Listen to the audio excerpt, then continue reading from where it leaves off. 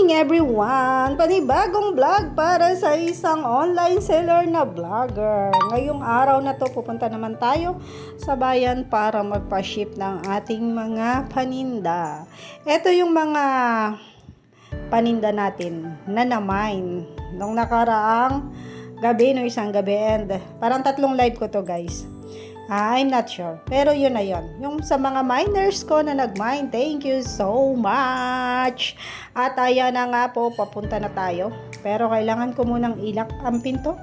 Kasi baka pagbalik ko ay wala na akong uuwi ang bahay. Baka lumipat na sa kabilang barangay. Charot! Ayan.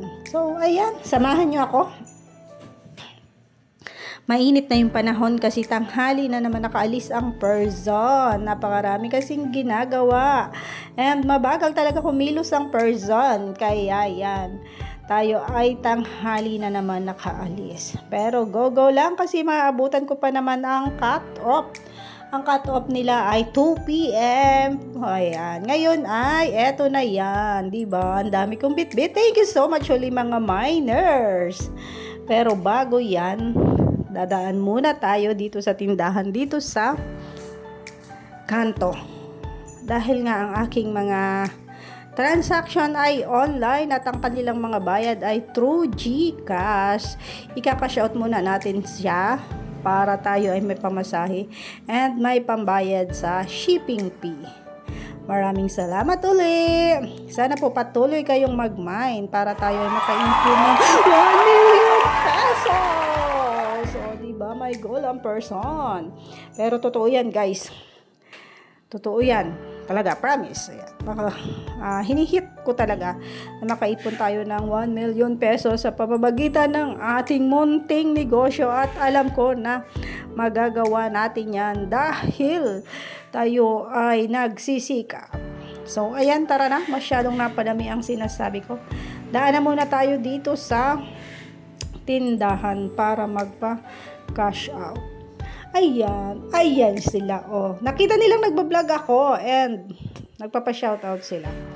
Ayan. Parang alam nila na vlogger-vloggera ng person. Yung mga nakasakay sa truck.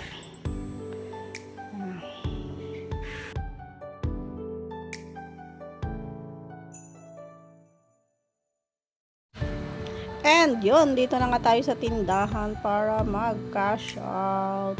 Mabuti na lang mayroon na ditong pwedeng pagpa-cash outan kasi dati ay wala sila ditong GCash. Pero ngayon ay meron na. So ayan, cash out muna tayo. Ganda-gandahan muna dito ang person habang naghihintay ng tricycle. Dito tayo guys sa nagpapataya ng weteng. Tinatanong ko si kuya kung ano yung tatama mamaya. Kasi, pag alam ko na yung tatama mamaya, tataya sana ako. Kaso hindi alam ni kuya. Next time na lang ako tataya guys. Sa ngayon ay magpapaship muna tayo.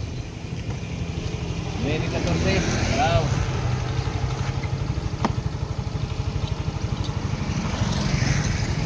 At yun na nga guys, nakasakay na tayo ng tricycle. Mayroon tayong katabi na medyo nahihiya kasi ako ay naka-video. Pero okay lang yan. Huwag kang mahiya kasi ito naman ay konting video lang.